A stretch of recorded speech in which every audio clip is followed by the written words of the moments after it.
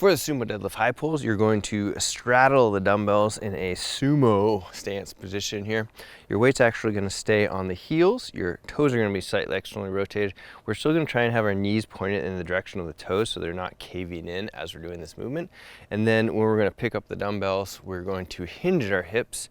And I should also mention that the distance that your feet are apart from each other is going to be determined by your hips. So whatever feels comfortable for you, and they don't have to be a certain distance apart, just far enough the dumbbells can be in the middle of your legs. Then you're going to hinge over, making sure your back is flat, picking up those dumbbells. I would like to turn them actually so they're facing each other, and then from here I'm going to slowly lift to my knees and then thrust them up overhead and pull, and then return back to the ground and up and pull.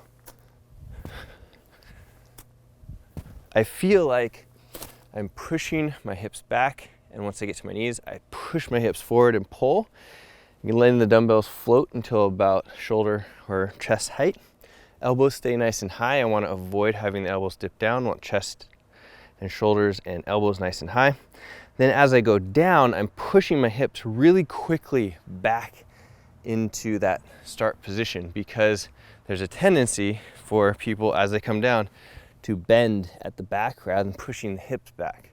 So as those dumbbells are coming down, push the hips back to get yourself into a solid position as you're going to be getting back down to the ground. Lastly, if you can actually go slow to your knees or not as explosive, and then once you get to your knees, you explosively push your hips forward, it's going to make the movement easier just because you're in a better position for your hips to drive the weight up. And this is going to be true for not only the sumo deadlift high pull, but the cleans, snatches, all of this stuff. You're just not going to have the best position to pull or grip and rip from the ground. So take that into account when you're picking this up. Lastly, there is another tendency to push onto your toes as you're picking the weight up.